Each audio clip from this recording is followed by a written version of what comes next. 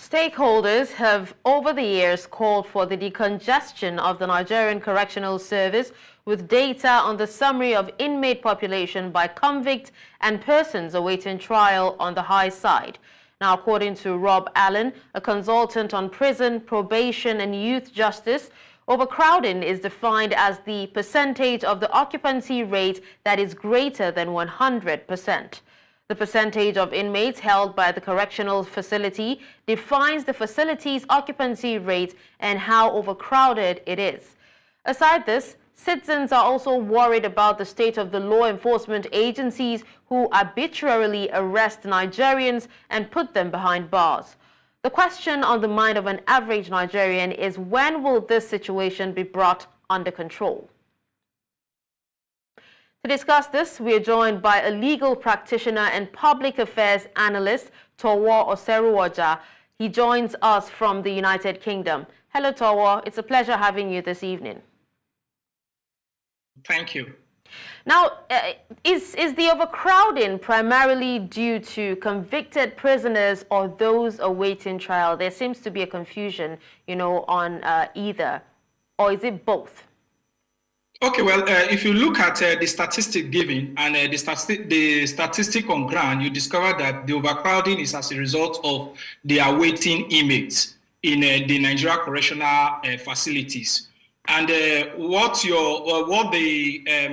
the stakeholder raised was issue of concern, because before I left for United Kingdom, I was the secretary of the Human Rights Committee of the Nigerian Bar Association Kano branch.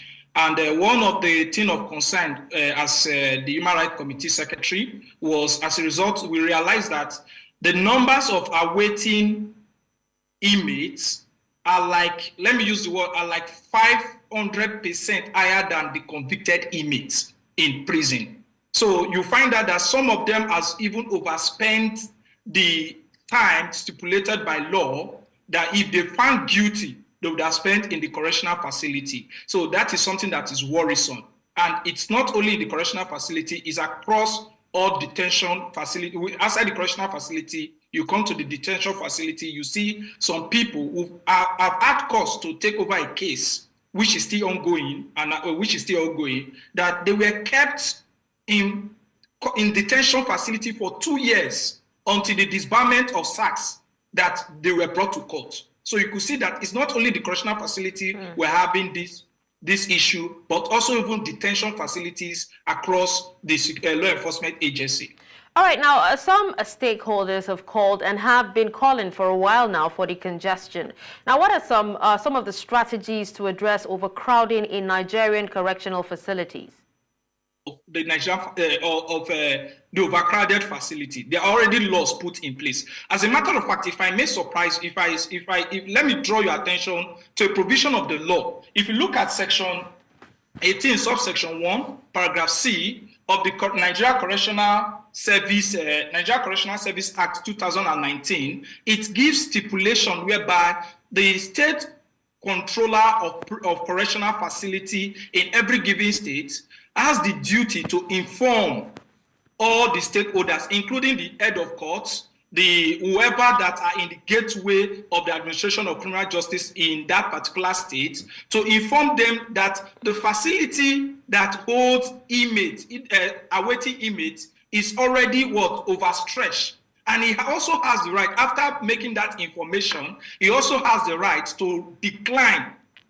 Do you understand? To decline any awaiting inmate that is sent to him, that is sent to such facility. But the reverse is the case, because we have the law, but we don't have people who are accountable in making sure that the law is made as the force of law, or the purpose in which the law is made. Okay. So the issue is, it has already been addressed by the law. It's just the accountability and the responsibility of people entrusted with and the attitude of people entrusted with such responsibility. Well, that seriously needs to be looked at. But again, the law enforcement agencies have actually been accused of arbitrarily arresting Nigerians. Now, can you analyze how these arrests might contribute to overcrowding, and what forms or what potential reforms could address them?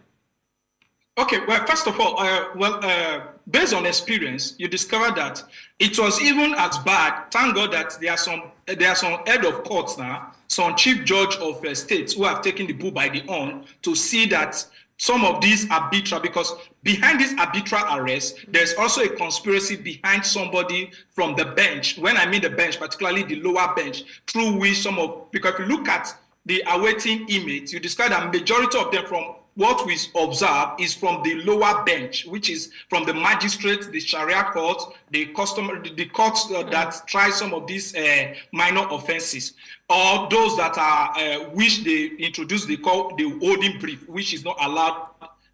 Which is not allowed in the Nigeria judicial system. So now this is it.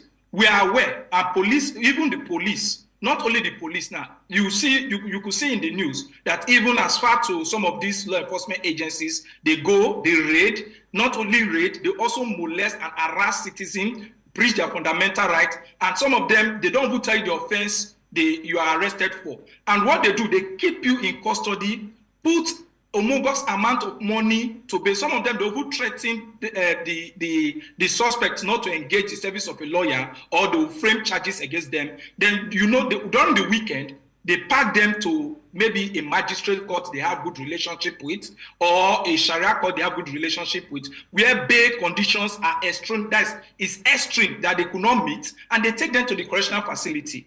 And you see, when you find out, when you call for the case file of this suspect, you discover that there is no case file, no statement has been taken, or just the statement of the suspect without the presence of a lawyer. Now, the reform, or how can this be done?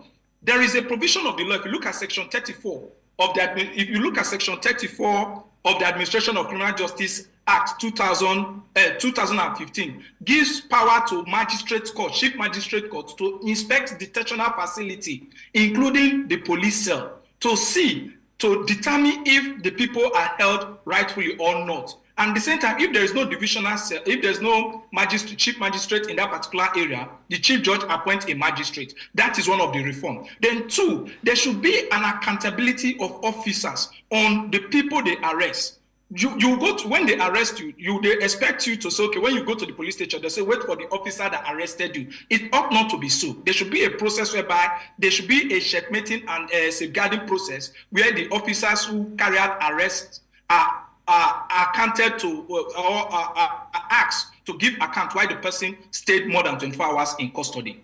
All right. Well, thank you so much, Towo, for speaking to us on this, and we do hope that the right authorities put out or use some of these measures or benchmarks to be able to, track the progress and also reduce the prison populations in Nigeria. Thank you. Thank you. Thank you.